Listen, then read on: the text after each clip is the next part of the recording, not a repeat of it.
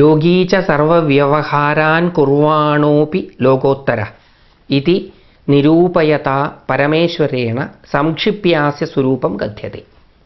യോഗി സർവവ്യവഹാരങ്ങളും ചെയ്യുന്നുണ്ട് എങ്കിലും, സകല വ്യവഹാരങ്ങളിലും മുഴുകുന്നവനാണ് എങ്കിലും ലോകോത്തരൻ ആണ്, ലോകാതീതനാണ്.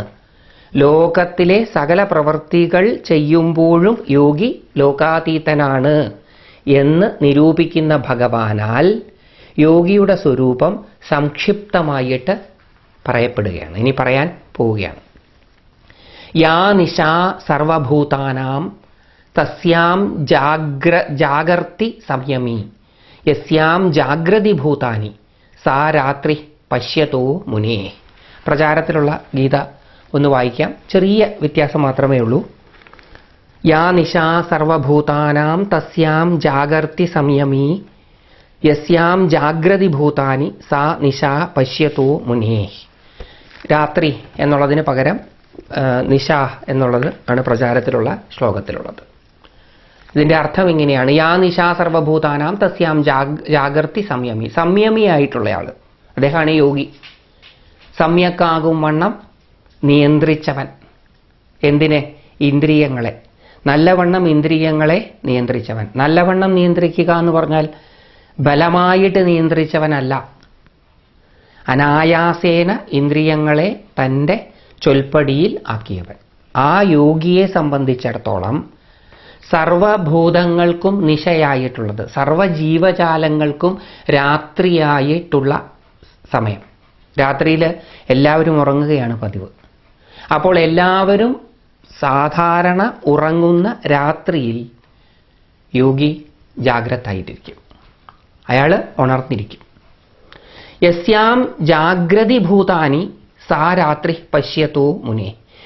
ഏത് സമയത്തെങ്കിലാണോ, എപ്പോഴാണോ സകലരും ഉണർന്നിരിക്കുന്നത്, ആ സമയത്ത് യോഗി മുനി ഉറങ്ങുകയായിരിക്കും. പകലായിട്ടെല്ലാവരും കാണുന്നതിനെ മുനി രാത്രിയായിട്ടും, രാത്രിയായിട്ടെല്ലാവരും കാണുന്നതിനെ മുനി പകലായിട്ടും കാണുന്നു എന്ന് സാരം. അഭിനവഗുപ്തപാദര് ആ ശ്ലോകത്തെ വ്യാഖ്യാനിക്കുകയാണ്. വളരെ രസകരമായിട്ടാണ് അദ്ദേഹം ആ ശ്ലോകത്തെ കാണുന്നത്. യാ സർവേഷാം ഭൂതാനാം നിശാ മോഹിനി മായ തസ്യാം മുനിർ ജാഗർത്തി കഥം യം ഹേയേതി. ഏതൊന്നിനെയാണോ എല്ലാ ജീവജാലങ്ങളും നിശയായിട്ട്, നിശ എന്നുള്ള വാക്കിന് അദ്ദേഹം അർത്ഥം കൊടുക്കുന്നത് മോഹിപ്പിക്കുന്ന മായ എന്നാണ്. സർവജീവജാലങ്ങളെയും മോഹിപ്പിക്കുന്ന മായ ആണ് രാത്രി. മായ അളവില്ലാത്തതിനെ അളന്ന് തിട്ടപ്പെടുത്തുന്നത്, അത് മോഹിപ്പിക്കുന്നതാണ്, ഭ്രമിപ്പിക്കുന്നതാണ്.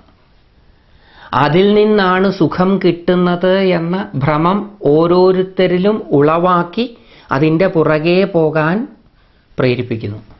അത് മായയുടെ ജോലിയാണ്. അല്പമായതിലാണ് സുഖമുള്ളത് എന്ന് ധരിപ്പിച്ച് അതിനെ പ്രാപിക്കാൻ മോഹിപ്പിക്കുന്നത് മായ. പാലാഴി കടയുന്ന സമയത്ത് അസുരന്മാരെ മോഹിപ്പിക്കുവാൻ അവതരിച്ച മോഹിനീ സ്വരൂപമെടുത്ത മഹാവിഷ്ണുവിനെയാണ് ഇവിടെ നാം ഓർക്കേണ്ടത്. ആ മഹാവിഷ്ണുവിൻ്റെ മോഹവലയത്തിൽപ്പെട്ടാൽ, മായാഭഗവതിയുടെ, മോഹിനിയായ മായാഭഗവതിയുടെ മായാവലയത്തിൽപ്പെട്ടാൽ കയ്യിലിരിക്കുന്ന അമൃത് നഷ്ടമാകും. നമ്മുടെ ഓരോരുത്തരുടെയും കയ്യിൽ, നമ്മൾ ഓരോരുത്തരും സ്വാർത്ഥരാണെങ്കിലും നമ്മൾ ഓരോരുത്തരും ആ അർത്ഥത്തിൽ അസുരന്മാരാണെങ്കിലും നമ്മുടെ കയ്യിൽ അമൃതുണ്ട്. അമരത്വത്തിലേക്ക് എത്തിച്ചേരുവാനുള്ള സാധ്യതയുണ്ട്. അതിനെ, ഏകമായതിനെ അനേകമാക്കി വെച്ചിരിക്കുന്ന മോഹിനിയായ മായാഭഗവതി നമ്മളിൽ നിന്ന് എടുത്ത് മാറ്റും. മായയിൽ മോഹിച്ചാൽ ആ മോഹിനിയായ മായയാണ് രാത്രി. തസ്യാം മുനിർ ജാഗർത്തി. ആ സമയത്ത് എല്ലാവരും സാധാരണഗതിയിൽ മായയാൽ മോഹിപ്പിക്കപ്പെട്ട് രാത്രിയായി കരുതുന്ന സമയത്ത് മുനി ജാഗ്രതാണ്. എന്താ മുനിയുടെ ജാഗ്രതയ്ക്ക് കാരണം? കഥം ഇയം ഹേയേതി. ഇതിനെ എങ്ങനെയാണ് ഞാൻ കളയുക. ഈ മായാ ഭഗവതിയുടെ മോഹവലയത്തെ ഞാൻ എങ്ങനെയാണ് ഉപേക്ഷിക്കുക? അതാണ് ഒരു മുനിയെ സംബന്ധിച്ചിടത്തോളം ഉള്ള ചിന്ത. എല്ലാവരും മായയാൽ ഭ്രമിക്കപ്പെട്ടിരിക്കുമ്പോൾ മുനി ആ അവസരത്തിൽ ചിന്തിക്കുക, ഇതിനെ ഞാൻ എങ്ങനെയാണ് ഒന്ന് ഉപേക്ഷിക്കുക എന്നാണ്. യസ്യാം ച ദശായാം ലോകോ ജാഗർത്തി നാനാവിധാം ചേഷ്ടാം കുരുതേ സാ മുനേ രാത്രി യതോ അസൗ വ്യവഹാരം പ്രത്യബുദ്ധ. ഏതൊരു ദശയിലാണോ, ഏതൊരു അവസ്ഥയിലാണോ ലോകം ജാഗ്രത പാലിക്കുന്നത്? ലോകം ജാഗ്രത പാലിക്കുന്നത് എപ്പോഴാ? ഈ പലതിൻ്റെ പുറകെ ഓടുമ്പോൾ. ഈ പലതിൻ്റെ പുറകെ ഓടുന്നതാണ് ലോകത്തെ സംബന്ധിച്ചിടത്തോളം ജാഗ്രതാവസ്ഥ. ആ സമയത്ത് അവർ നാനാവിധത്തിലുള്ള ചേഷ്ടകൾ ചെയ്യുന്നു. തങ്ങളെ ഭ്രമിപ്പിക്കുന്നവ കരസ്ഥമാക്കുവാൻ നാനാവിധത്തിലുള്ള ചേഷ്ടകൾ ചെയ്ത് അതിൽ മുഴുകുന്ന അവസ്ഥയെ ലോകം, സാധാരണ ജനം ജാഗ്രതാണ് എന്ന് കരുതും. സാ മുനേ രാത്രി, അത് മുനിയെ സംബന്ധിച്ചിടത്തോളം അന്ധകാരമാണ്, രാത്രിയാണ്. യതോ അസൗ വ്യവഹാരം പ്രത്യബുദ്ധ. കാരണം ഈ ഒരവസ്ഥ ആ യോഗിയെ സംബന്ധിച്ചിടത്തോളം ഈ അബുദ്ധമാണ്, അതിനെപ്പറ്റി അറിയുന്നില്ല. ഈ വ്യവഹാരത്തെപ്പറ്റി ആ മുനി അറിയുന്നില്ല. രാത്രിയിൽ പലതിനെക്കുറിച്ച് അറിയാത്തതുപോലെ, രാത്രിയിൽ നമ്മുടെ ചുറ്റുപാടുകളിലും ഉള്ളതിനെക്കുറിച്ച് അറിയാത്തതുപോലെ ഈ മുനി മോഹിനിയായ മായയെക്കുറിച്ച് അറിയുന്നില്ല. അതുകൊണ്ട് സാധാരണ ജനം വ്യാപൃതമാകുന്ന വ്യവഹാരത്തിൽ മുനി മുഴുകുന്നില്ല.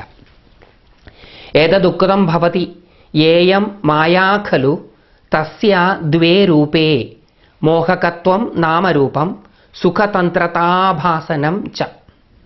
ഈ മായയ്ക്ക് രണ്ട് രൂപങ്ങളുണ്ട്. മോഹിനിയായ ഈ മായയ്ക്ക് രണ്ട് രൂപങ്ങളുണ്ട്. ഒന്ന് മോഹിപ്പിക്കുന്നതായിട്ടുള്ള നാമരൂപം. നാമരൂപങ്ങളോട് കൂടിയിട്ടുള്ളതാണ് ഈ പ്രപഞ്ചം. അത് നമ്മളെ സദാ മോഹിപ്പിച്ചുകൊണ്ടിരിക്കും. അതുമാത്രമല്ല അതിൻ്റെ രൂപം സുഖതന്ത്രതാഭാസനം ച. ആ നാമരൂപാത്മകങ്ങളായിട്ടുള്ള അനേകങ്ങളുമായിട്ടിടപഴകുമ്പോഴാണ് സുഖം ഉണ്ടാകുന്നത് എന്ന ധാരണയും നമ്മളിൽ ഉണ്ടാക്കിത്തരുന്നു. അതാണ് ആ മായയുടെ രണ്ട് രൂപങ്ങൾ. മായയ്ക്ക് രണ്ട് രൂപങ്ങളുണ്ട് എന്നാണ് പറഞ്ഞിട്ടുള്ളത്. ആ രണ്ട് രൂപങ്ങൾ ഇതാണ്: മോഹിപ്പിക്കുന്ന നാമരൂപങ്ങൾ, നാമരൂപങ്ങളുമായിട്ട് വ്യവഹരിക്കുമ്പോൾ ഉണ്ട് എന്ന് നമുക്ക് അനുഭവപ്പെടുന്ന സുഖം. ഇങ്ങനെ രണ്ട് രൂപമുണ്ട് മായയ്ക്ക്. തത്ര ലോക പ്രാച്യം സ്വരൂപമസ്യ അപരാമൃശ്യൈവ ദ്വിതീയസ്മിൻ രൂപേ നിബദ്ധ സ്മൃതിരാസ്തേ. തത്ര ലോക പ്രാച്യം സ്വരൂപമസ്യ അപരാമൃശ്യ. ലോകര്, സാധാരണ ആൾക്കാർ, അവര് ഈ മായയുടെ ആദ്യത്തെ സ്വരൂപത്തെ പറ്റി ചിന്തിക്കാതെ, ആദ്യത്തെ സ്വരൂപം മോഹിപ്പിക്കുന്നതായിട്ടുള്ള, ഭ്രമിപ്പിക്കുന്നതായിട്ടുള്ള നാമരൂപം, ആ നാമരൂപങ്ങളെ പറ്റി ചിന്തിക്കാതെ, മോഹിപ്പിക്കുന്ന നാമരൂപങ്ങളെ പറ്റി ചിന്തിക്കാതെ ദ്വിതീയസ്മിൻ രൂപേ നിബദ്ധ സ്മൃതി രാസ്തേ. അവര് അതിൽ നിന്ന് ലഭിക്കുന്ന സുഖത്തിൽ മാത്രം ഓർമ്മയുള്ളവരായി തീരുന്നു. അവരുടെ ബന്ധം സുഖത്തിനോട് മാത്രമാവുന്നു. ആ ഇവർക്ക് കിട്ടാൻ കാരണമായത് ഈ അല്പമായിട്ടുള്ള നാമരൂപങ്ങളാണ്. അതുകൊണ്ടാണ് ഈ കിട്ടുന്ന സുഖം അല്പകാലത്തേക്ക് മാത്രം നിൽക്കുന്നത് എന്ന് ചിന്തിക്കാതെ, നാമരൂപാത്മകങ്ങൾ അല്പങ്ങളായവയായതുകൊണ്ടാണ് സുഖം പ്രതീതി മാത്രമായി നിൽക്കുന്നത് എന്ന് ചിന്തിക്കാതെ അവർ സുഖത്തെപ്പറ്റി മാത്രം ചിന്തിച്ച് ആ വശത്ത് മാത്രമായിട്ട് നിൽക്കുന്നു. യോഗി തു തദ്വിപരീതസ്തദീയം മോഹകത്വം തദുന്മൂലനായ പശ്യതി സുഖതന്ത്രതാം തു ന അദ്രിയതേ. യോഗികൾ ഇതിന് വിപരീതമായിട്ടാണ് പെരുമാറുന്നത്. യോഗികൾ മായയുടെ ഈ രണ്ട് രൂപങ്ങളിൽ സുഖതന്ത്രത എന്ന രൂപത്തെ, സുഖത്തെ തരുന്ന ആ ഭാവത്തെ പറ്റി ചിന്തിക്കാതെ മോഹിപ്പിക്കുന്നതായിട്ടുള്ള നാമരൂപാത്മകമായതിനെക്കുറിച്ച് ചിന്തിക്കുകയും അതിനെ ഉന്മൂലനം ചെയ്യുന്നതിനായിട്ട് പരിശ്രമിക്കുകയും ചെയ്യുന്നു. യോഗികൾ കാണുന്നത് അല്പമായ നാമരൂപങ്ങളെയാണ്.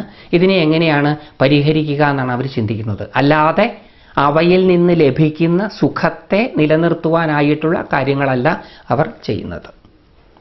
പശ്യൻ സമ്യജ്ഞാനി മിഥ്യാജ്ഞാന ഉപഘാതാച്ച സുഖതന്ത്രത അനാരത.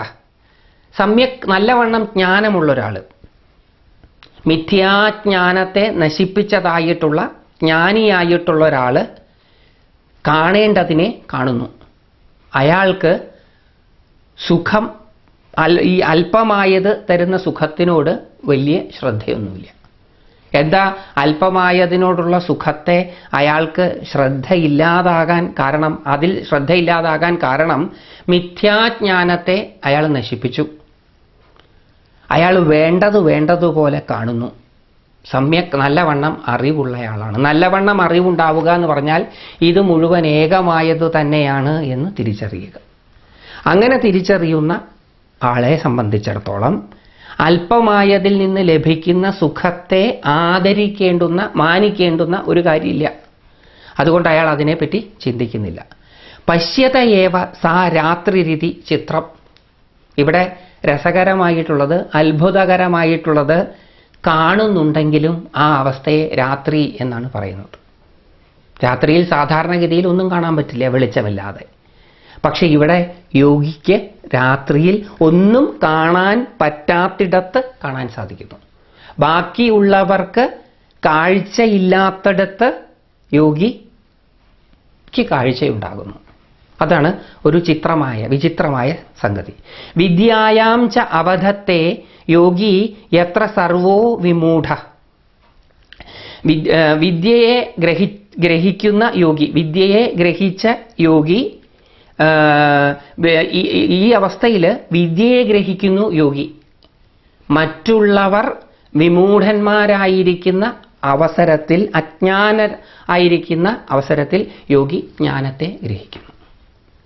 യോഗിയെ സംബന്ധിച്ചിടത്തോളം അത് അറിവിൻ്റെ ദശയാണെങ്കിൽ, ലോകരെ സംബന്ധിച്ചിടത്തോളം, സാധാരണ ആൾക്കാരെ സംബന്ധിച്ചിടത്തോളം അത് അറിവില്ലായ്മയുടെ അവസ്ഥയാണ്. അവിദ്യായാം തു അബുദ്ധ യത്ര ജനഃ പ്രബുദ്ധ ഇത്യപി ചിത്രം. മറ്റൊരു വിചിത്രമായ കാര്യമാണ് അത്. അവിദ്യയെക്കുറിച്ച്, അജ്ഞാനത്തെക്കുറിച്ച് യോഗി അറിയുന്നില്ല, അബുദ്ധനാണ്. ഏത് അജ്ഞാനത്തെക്കുറിച്ച്? ഏതൊരു അജ്ഞാനത്തിലാണോ ജനം പ്രബുദ്ധരായിരിക്കുന്നത്, ആ അജ്ഞാനത്തിൽ യോഗി അബുദ്ധനാണ്, അറിവില്ലാത്തവനാണ്. അജ്ഞാനത്തെക്കുറിച്ച് അറിയുന്നില്ല എന്ന് പറഞ്ഞാൽ യോഗി ജ്ഞാനിയാണ്. ആ അജ്ഞാനത്തെയാണ് ജനം അറിയുന്നത് എന്ന് പറഞ്ഞാൽ ജനം അജ്ഞാനിയാണ്. ജനങ്ങളുടെ അജ്ഞാനാവസ്ഥയാണ് യോഗിയെ സംബന്ധിച്ചിടത്തോളം ജ്ഞാനാവസ്ഥ. ജനങ്ങളുടെ ജ്ഞാനാവസ്ഥ, അവർ പറയുന്ന സാധാരണമായ ജ്ഞാനത്തിൻ്റെ അവസ്ഥ, അത് യോഗിയെ സംബന്ധിച്ചിടത്തോളം അജ്ഞാനാവസ്ഥയാണ്. പലതിനെ സാധാരണക്കാർ കാണുമ്പോൾ യോഗികൾ പലതിനെ കാണുന്നില്ല, ഏകമായതിനെയാണ് കാണുന്നത് എന്ന് അർത്ഥം. ഇതേ ശ്ലോകം തന്നെ ധ്വന്യാലോകത്തിൽ അഭിനവ് ഗുപ്തപാദർ വ്യാഖ്യാനിക്കുന്നുണ്ട്. അതും കൂടി നമുക്കൊന്ന് കേൾക്കാം. ധ്വന്യാലോകത്തിൻ്റെ 3-ാമത്തെ ഭാഗത്തിലാണ് ഈ ശ്ലോകത്തെ എടുത്ത് അഭിനവ് ഗുപ്തപാദർ വേറൊരു കാര്യം സമർത്ഥിക്കാൻ വേണ്ടിയിട്ട് വ്യാഖ്യാനിക്കുന്നത്. ആ വ്യാഖ്യാനം കൂടി നമുക്കൊന്ന് കേൾക്കാം. അതും ഇതുമായിട്ട് ചേർത്ത് നമുക്ക് കേൾക്കാവുന്നതാണ്. സർവേഷാം ബ്രഹ്മാദിസ്ഥാവരാന്താനാം ചതുർദശാനാമപി ഭൂതാനാം യാ നിശാ വ്യാമോഹജനനീ തത്വദൃഷ്ടി തസ്യാം സംയമി ജാഗർത്തി കഥം പ്രാപ്യതേതി. സർവേഷാം, എല്ലാവരും എന്ന് പറഞ്ഞാൽ എല്ലാവർക്കും, എല്ലാവരും എന്ന് പറഞ്ഞാൽ ഇവിടെ ഉദ്ദേശിക്കുന്നത് ബ്രഹ്മാദി സ്ഥാവരന്താനാം ചതുർദശാനാമപി ഭൂതാനാം, സർവഭൂതങ്ങളും, എല്ലാ ജീവജാലങ്ങളും, ബ്രഹ്മാവ് തുടങ്ങി ഇങ്ങേയറ്റം വളരെ ചെറുതായിട്ടുള്ള ഒരു ജീവനടക്കം, ഈ മുഴുവൻ ജീവജാലങ്ങൾക്കും ഏതൊന്നാണോ രാത്രിയായിട്ട് ഭവിക്കുന്നത്, വ്യാമോഹജനനി, രാത്രി എന്ന് പറഞ്ഞാൽ വ്യാമോഹത്തെ ജനിപ്പിക്കുന്നത്. വ്യാമോഹത്തെ ജനിപ്പിക്കുന്നതായിട്ട് ഭവിക്കുന്നത് തത്വദൃഷ്ടി തസ്യാം സംയമീ ജാഗർത്തി കഥം പ്രാപ്യേതേതി. അവിടെ ആ വ്യാമോഹത്തെ ജനിപ്പിക്കുന്ന രാത്രിയിങ്കൽ എങ്ങനെയാണ് തത്വത്തെ, സത്യമായതിനെ കാണുക എന്നുള്ളതിനെക്കുറിച്ച് സംയമി, യോഗി, മുനി ജാഗ്രതായിട്ടിരിക്കുന്നു, ചിന്തിക്കുന്നു. എല്ലാവരെയും വ്യാമോഹിപ്പിക്കുന്ന ഈ ലോകത്തിൽ അടങ്ങിയിരിക്കുന്ന സത്യത്തെ എങ്ങനെയാണ് ഞാൻ പ്രാപിക്കുക എന്ന ചിന്തയാൽ യോഗി സദാ ഉണർന്നിരിക്കുന്നു. ലോകം ഉപേക്ഷിക്കാനല്ല യോഗി തീരുമാനിക്കുന്നത്, എല്ലാവരെയും ഭ്രമിപ്പിക്കുന്ന ഈ ലോകത്തിന്റെ നിജസ്ഥിതിയെ അറിയുവാൻ അയാൾ ഉണർന്നിരിക്കുന്നു. നതു വിഷയവർജന മാത്രാദേവ സംയമീതി യാവത് എന്ന് പറഞ്ഞാൽ ഈ വ്യാമോഹത്തെ ജനിപ്പിക്കുന്ന ഈ പ്രപഞ്ചത്തെ ഉപേക്ഷിക്കുന്നതിലാണ് ഒരാൾ സംയമി ആവുക എന്നല്ല. നമ്മളെ വ്യാമോഹിപ്പിക്കുന്നത് ഉപേക്ഷിക്കുന്നതിലൂടെയാണ് വ്യാമോഹാതീതമായി തീരുന്നത് എന്നല്ല ഇവിടെ ഉദ്ദേശിക്കുന്നത്. ഈ ലോകം ഭ്രമിപ്പിക്കുന്നതാണ്, സംശയമൊന്നുമില്ല. ഇത് പരിമിതമാണ്. ആ പരിമിതി കാരണം തന്നെ ഇത് പരിമിതമായ ആത്മബോധത്തോടു കൂടിയവനെ ഭ്രമിപ്പിക്കുന്നു. എന്നാൽ പിന്നെ ഇതങ്ങോട്ട് നമുക്ക് ഉപേക്ഷിക്കാം. അങ്ങനെയല്ല, സംയമി അങ്ങനെയല്ല ചിന്തിക്കുന്നത്. വ്യാമോഹത്തെ ജനിപ്പിക്കുന്ന ഈ ലോകത്തിൽ അടങ്ങിയിരിക്കുന്ന സത്യത്തെ എങ്ങനെയാണ് എനിക്ക് തിരിച്ചറിയാൻ സാധിക്കുക? അവിടെയാണ് യോഗിയുടെ ചിന്ത. യതിവാ, അല്ലെങ്കിൽ മറ്റൊരു തരത്തിൽ ഈ ശ്ലോകത്തെ കാണുകയാണ്. ആ രണ്ടാമത്തെ തരത്തിൽ ധ്വന്യാലോകത്തിന്റെ വ്യാഖ്യാനത്തിൽ, ലോചനത്തിൽ അഭിനവോക്തപാദർ കാണുന്നത് ഗീതയിൽ നമ്മൾ നേരത്തെ കേട്ടതുമായിട്ട് സാമ്യമുള്ളതാണ്. യതിവാ, അല്ലെങ്കിൽ സർവഭൂത നിശായാം മോഹിന്യാം ജാഗർത്തി കഥം ഇയം ഹേയേതി. എല്ലാ ജീവജാലങ്ങൾക്കും രാത്രി എന്ന് പറയുന്ന മോഹിപ്പിക്കുന്നതായിട്ടുള്ള അവസ്ഥ, ആ അവസ്ഥയിൽ മുനി, യോഗി ജാഗ്രതായിട്ട് ഉണർന്നിരിക്കുകയാണ്. ഇതിനെ ഞാൻ എങ്ങനെയാണ് ഒഴിവാക്കുക? അതായത് ഒഴിവാക്കുക എന്ന് പറഞ്ഞാൽ ലോകത്തെ ഒഴിവാക്കുന്നത് എങ്ങനെയെന്നല്ല, ഈ ലോകം എന്നെ വ്യാമോഹിപ്പിക്കുന്നത് ഞാൻ എങ്ങനെയാണ് ഇല്ലാതാക്കുക? യസ്യാം തു മിഥ്യാദൃഷ്ടൗ സർവാണി ഭൂതാനി ജാഗ്രതി അതിശയേന സുപ്രബുദ്ധരൂപാണി സാ തസ്യ രാത്രിരപ്രബോധ വിഷയേ. യസ്യാം തു മിഥ്യാദൃഷ്ടൗ സർവാണി ഭൂതാനി ജാഗ്രതി അതിശയേന സുപ്രബുദ്ധരൂപാണി സാ തസ്യ രാത്രിരപ്രബോധ വിഷയ. എല്ലാ ജീവജാലങ്ങളും അതിശയേന ജാഗ്രതായിട്ടിരിക്കുന്ന അവസ്ഥ, എല്ലാ ജീവജാലങ്ങളും ഉണർന്നിരിക്കുന്ന അവസ്ഥ. അങ്ങനെ എല്ലാ ജീവജാലങ്ങളും ഉണർന്നിരിക്കാനുള്ള കാരണം അവരുടെ മിഥ്യാദൃഷ്ടി കാരണമാണ്, തെറ്റായ കാഴ്ചപ്പാട് കാരണമാണ്. എന്താണ് ആ തെറ്റായ കാഴ്ചപ്പാട്? ഇതെല്ലാം പലതാണ് എന്ന കാഴ്ചപ്പാട്. ഇതെല്ലാം പരിമിതമായതാണ്, പലതായതാണ്, ഉണ്ടായി കുറച്ചു കാലം നിലനിന്ന് ഇല്ലാതെയാകുന്നതാണ് എന്ന കാഴ്ചപ്പാടോടുകൂടി ഈ ജീവിക്കുന്നവർ, അവർ അതിശയകരമായിട്ട് പ്രബുദ്ധരായിരിക്കുന്നു, അവർ ജാഗ്രതായിരിക്കുന്നു എന്ന് നമ്മൾ പറയുന്നു. ആ അവസ്ഥ മുനിയെ സംബന്ധിച്ചിടത്തോളം, യോഗിയെ സംബന്ധിച്ചിടത്തോളം രാത്രിയാണ് അപ്രബോധ വിഷയ. പ്രബുദ്ധ ശരിക്കുമുള്ള അറിവിന് വിഷയമല്ലാത്തതുകൊണ്ട് ആ അവസ്ഥ മുനിയെ സംബന്ധിച്ചിടത്തോളം രാത്രിയാണ്. തസ്യാഹി ചേഷ്ടായാം ന അസൗ പ്രബുദ്ധ. ആ ചേഷ്ടകളിൽ, ലോകരുടെ ആ ചേഷ്ടകളിൽ ഇവർ അറിവുള്ളവരല്ല. അങ്ങനെ ജാഗ്രതായിരിക്കുന്ന അവസ്ഥയെക്കുറിച്ച് ഇവർക്ക് അറിവില്ല. അത് ഇവരെ സംബന്ധിച്ചിടത്തോളം രാത്രിയാണ്. ഏവമേവ ലോകോത്തര ആചാരവ്യവസ്ഥിത പശ്യതി മന്യതേച്ച. ഇങ്ങനെയാണ് ലോകാതീതമായിട്ടുള്ള ആചാരത്തിൽ വ്യവസ്ഥിതരായിരിക്കുന്നവർ കാണുകയും ചിന്തിക്കുകയും ചെയ്യുന്നത്. പരമമായതിൻ്റെ ആചാരത്തിൽ സ്ഥിതി ചെയ്യുന്നവർ ഇങ്ങനെയാണ് ചിന്തിക്കുന്നത്. അവരെ സംബന്ധിച്ചിടത്തോളം അല്പജ്ഞാനം കൊണ്ടുണ്ടാകുന്ന പ്രവർത്തികൾ രാത്രി സദൃശമാണ്. അവർക്കതിനെക്കുറിച്ച് അറിയില്ല. തസ്യൈവ അന്തർബഹിഷ്കരണ വൃത്തിശ്ചരിതാർത്ഥ. അങ്ങനെയുള്ള ലോകോത്തരമായിട്ടുള്ള ലോകാതീതമായിട്ടുള്ള ആചാര വ്യവസ്ഥയിൽ സ്ഥിതി ചെയ്യുന്നവരുടെ അന്ധകരണങ്ങളുടെയും ബഹിഷ്കരണങ്ങളുടെയും പ്രവൃത്തികൾ ചാരിതാർത്ഥ്യമടയുന്നതാണ്. അങ്ങനെയുള്ളവരുടെ അന്ധകരണങ്ങളും ഇന്ദ്രിയങ്ങളുടെയും പ്രവൃത്തിയാണ് ചാരിതാർത്ഥദായകമായിട്ടുള്ളത്. എങ്ങനെയുള്ളവരുടെ? ലോകോത്തരമായ ലോകാതീതമായിട്ടുള്ള ആചാര വ്യവസ്ഥയിൽ ആചാരത്തിൽ വ്യവസ്ഥിതരായിരിക്കുകയും അതിനെക്കുറിച്ച് ചിന്തിക്കുകയും പ്രവർത്തിക്കുകയും ചെയ്യുന്നവർ. അങ്ങനെയുള്ളവരെന്താ?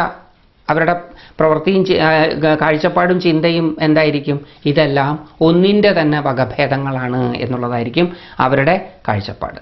അതിനനുസരിച്ചിട്ടായിരിക്കും അവരുടെ പ്രവൃത്തി.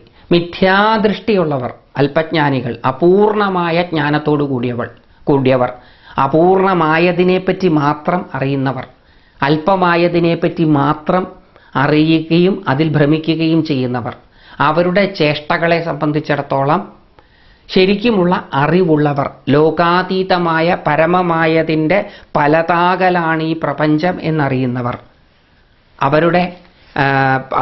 അവർക്ക് ലോകരുടെ പ്രവൃത്തി സാധാരണമാണ്. അത് രാത്രി സദൃശമാണ്. അങ്ങനെ ലോകോത്തരമായിട്ടുള്ള ആചാരങ്ങളിൽ വ്യവസ്ഥിതരായിരിക്കുന്നവരുടെ അന്ധകരണങ്ങളുടെയും ഇന്ദ്രിയങ്ങളുടെയും പ്രവർത്തനമാണ് ചാരിതാർത്ഥദായകമായിട്ടുള്ളത്. അവരുടെ അന്ധകരണങ്ങളുടെ പ്രവൃത്തിയും ഇന്ദ്രിയങ്ങളുടെ പ്രവൃത്തിയും ഒന്നിൻ്റെ തന്നെ അനേക ഭാവങ്ങളാണ് ഇവ എന്ന് അറിഞ്ഞുകൊണ്ട് ഉള്ളതാണ്. അന്യസ്തു ന പശ്യതി ന ച മന്യത ഇതി. ബാക്കിയുള്ളവരൊന്നും കാണുന്നുമില്ല, കൃത്യമായി ചിന്തിക്കുന്നു ഇല്ല. തത്വദൃഷ്ടിപരേണ ഭാവ്യമിതി താത്പര്യം. ഈ ശ്ലോകത്തിൻ്റെ താത്പര്യം താത്വികമായ ദൃഷ്ടിയോടുകൂടി ഭവിക്കണം എന്നാണ്. താത്വികമായ ദൃഷ്ടി ഒരു വസ്തുവിൻ്റെ തത്വത്തെ അറിഞ്ഞിട്ടുള്ള അവസ്ഥ, കാഴ്ചപ്പാട്. അതാണ് താത്വികമായിട്ടുള്ള ദൃഷ്ടി. ഓരോ വസ്തുവും വാസ്തവത്തിൽ പരമമായത് തന്നെയാണ് എന്ന് തിരിച്ചറിയുന്ന അവസ്ഥ, അത് തത്വദൃഷ്ടി. ആ തത്വദൃഷ്ടിയോടുകൂടി വർത്തിക്കണമെന്നാണ് ഈ ശ്ലോകത്തിൻ്റെ താല്പര്യം. ഏവം ച പശ്യത ഇത്യപി മുനേരിത്യപി ച ന സ്വാർത്ഥമാത്ര വിഭ്രാന്തം അപിതു വ്യംഗ്യ ഏവ വിശ്രാമ്യതി. ഇവിടെ മുനി എന്ന് പ്രയോഗിച്ചിട്ടുണ്ട്, പശ്യതി എന്ന് പ്രയോഗിച്ചിട്ടുണ്ട്. ഇതൊന്നും ആ വാക്കുകളുടെ അർത്ഥത്തിൽ മാത്രം നിന്നുകൊണ്ട് ശ്ലോകത്തെ വിശകലനം ചെയ്യേണ്ടതല്ല. ആ വാക്കുകളുടെ അർത്ഥത്തിൽ മാത്രം നിന്നുകൊണ്ടാണ് ശ്ലോകത്തെ വിശകലനം ചെയ്യുന്നതെങ്കിൽ ശ്ലോകത്തിൻ്റെ കൃത്യമായ താത്പര്യം കിട്ടില്ല. കാരണം ഈ വാക്കുകൾ വ്യംഗ്യ ഏവ വിശ്രാമ്യത. ഇവ മറ്റ് അർത്ഥതലങ്ങളെ ദ്യോതിപ്പിക്കുന്നതാണ്.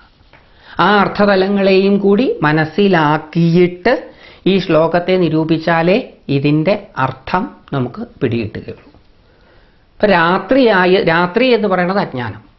അജ്ഞാനത്തിൽ പലതുണ്ട് എന്ന് തോന്നും. ആ പലതുണ്ട് എന്നുള്ള അവസ്ഥ അജ്ഞാനികളെ സംബന്ധിച്ചിടത്തോളം പ്രബുദ്ധാവസ്ഥയാണ്. ആ പ്രബുദ്ധാവസ്ഥ ജ്ഞാനികളെ സംബന്ധിച്ചിടത്തോളം എല്ലാം ഒന്നിൻ്റെ തന്നെ വകഭേദങ്ങളാണ് എന്ന തിരിച്ചറിവോടുകൂടി ജീവിക്കുന്നവരെ സംബന്ധിച്ചിടത്തോളം അത് ആ അപ്രബുദ്ധാവസ്ഥയാണ്, അത് അജ്ഞാനത്തിൻ്റെ അവസ്ഥയാണ്. ഇതാണ് ഈ ശ്ലോകത്തിൻ്റെ താത്പര്യം.